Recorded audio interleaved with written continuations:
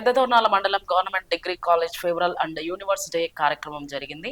ఈ కార్యక్రమంలో ముఖ్య అతిథులుగా గుడూరు ఎరిక్షన్ బాబు, మండల కన్వీనర్ ఎరువుల మల్లికార్జునారెడ్డి, మాబు బట్టు సుధాకర్ రెడ్డి, సర్పంచ్ చిత్తూరు హరికా సుబ్బారెడ్డి, ఏసీబీ మేనేజర్ హరిగోపాల్ తదితరులు పాల్గొన్నారు. ఈ కార్యక్రమంలో గుడూరు ఎరిక్షన్ బాబు మాట్లాడుతూ డిగ్రీ కాలేజీకి మౌలిక సదుపాయాలు కల్పిస్తానని మంత్రి నారా లోకేష్ దృష్టికి తీసుకువెళ్తామని అన్నారు. సైట్ అలాట్మెంట్ జీవో త్వరలో రాబోతుందని చెప్పేసి మీ అందరికీ నేను తెలియజేసుకుంటా ఉన్నాను. సైట్ వచ్చిన తర్వాత మన యువ నాయకులు నారా లోకేష్ గారి దృష్టికి ఆల్రెడీ నేను తీసుకొని జరిగింది. మంత్రివారి దృష్టికి డిగ్రీ కళాశాలే కాదు, ఈ నియోజకవర్గంలో ఉన్నటువంటి జూనియర్ కళాశాల.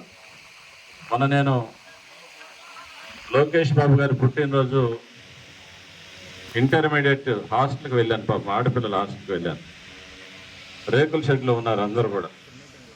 నేను ఆ రోజు వాళ్ళు ప్రామిస్ చేశాను, బాగా చదువుకుంటూ ఉన్నారు, ఈ ప్రాంతంలో వలసలు మనం నిరోధించాలంటే ఇక్కడ వసతులు కల్పించాల్సిన బాధ్యత ప్రభుత్వం అధికారంలో మేము ఉన్నాం కాబట్టి ఆ యొక్క బాధ్యతను గుర్తించి నేను ఆ రోజు వాళ్ళు ప్రామిస్ చేయడం జరిగింది.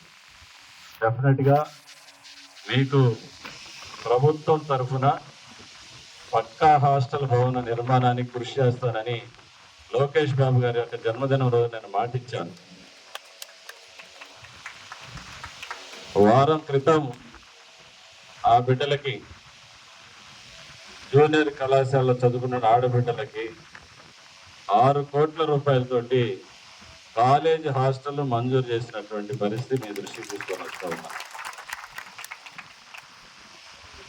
అదేవిధంగా ఎర్రగొండపాలెంలో డిగ్రీ కాలేజ్ అసంపూర్తిగా ఉంది.